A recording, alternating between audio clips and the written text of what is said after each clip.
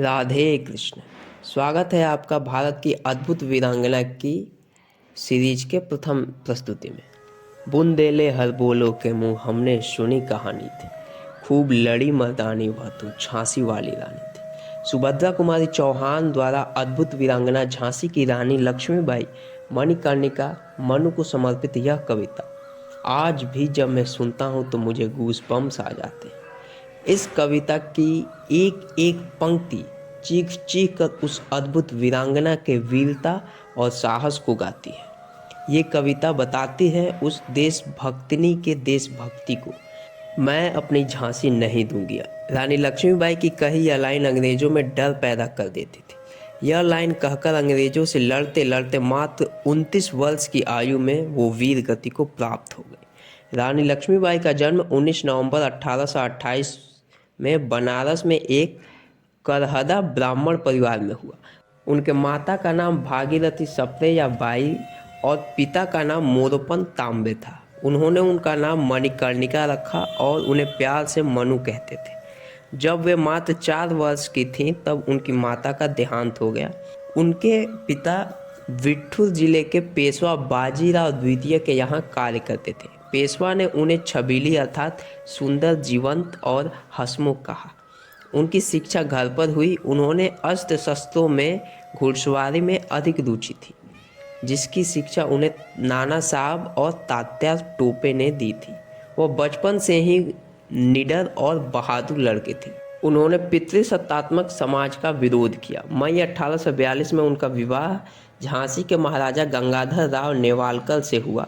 तब उनका नाम मणिकर्णिका से बदलकर देवी लक्ष्मी के सम्मान में झांसी की रानी लक्ष्मीबाई रख दिया गया। इनके घोड़े का नाम सारंगी, पवन और बादल था। 1851 में उन्होंने एक पुत्र को जन्म दिया जिसका नाम दामोदर रखा गया, परंतु वह 4 माह पश्चात बीमारी से उसकी मृत्यु हो गई। राजा गंगाधर राव भी बीमार रहने लगे। 1853 में उनकी मृत्यु हो गई। अपने मृत्यु से एक दिन पहले उन्होंने अपने चचेरे भाई के पुत्र आनंद राव को गोद ले लिया। बाद में उसका नाम बदलकर दामोदर राव रख दिया गया। राजा की मृत्यु के बाद रानी लक्ष्मीबाई ने पूरा कार्यभार संभाला। तब उनकी आयु मात्र 25 वर्ष थी। अंग्रेजों ने उनका राज्य हड़पना चाहा। 1854 में झांसी की रानी को 60,000 रुपये पेंशन का ऑफर दिया गया और महल छोड़ने को कहा गया। तब झांसी की रानी ने शान भरी शब्दों में कहा, मैं अपनी झांसी नहीं दूंगी। झांसी की रक्षा के लिए रानी लक्ष्मीबाई ने 14,000 की सेना तैयार की, जिसमें महिलाएं भी थीं। 23 मार्च 1858 को झांसी की लड़ाई शुरू हुई। अंग्रेजों ने उनकी सेना पर अधिकार कर लिया। रानी लक्ष्मीबाई ने पुत्र को लेकर कालपी पहुंच गई। वहां उन्होंने तात्या टोपे और विद्रोहियों के साथ एक सेना तैयार की। 18 जून 1858 को ग्वालियर के पास कोटा की सराय में झांसी की रानी लक्ष्मीबाई ने अपने पीठ पर अपने पुत्र को बांधकर वह पराक्रम दिखाया जिसे देखने के बाद अंग्रेजी सेना के छक्के छूट गए। वह अपने देश और स्वाभिमान के लिए लड़ती रही।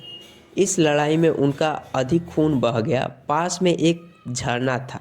उन्होंने सोचा कि वह झरना पार कर ले, परंतु घोड़े बादल असमर्थ रहा और किसी ने उनकी कमर पर गोली चला दी। उनके सिर पर तलवार से वार कर दिया। सैनिकों ने उनको एक मंदिर में ले गए। वहां उन्होंने अपने पीठ पर बंधे बच्चे को पंडित जी को देख रेख के लिए दे दिया। उन्होंने सैनिकों से कहा था कि मेरा शव अंग्रेजों के हाथों न लगने पाए, इसलिए झांसी की रानी लक्ष्मीबाई ने लड़ते लड़ते स्वयं को जला डाला। उसके पश्चात ब्रिटिश सैनिकों ने और ब्रिटिश जनरल ह्यूरोज ने उनकी प्रशंसा में कहा, वह बहुत चालाक, ताकतवर और भारतीय सेना में सबसे खतरनाक थी। उनके जैसा वीर आज तक नहीं देखा।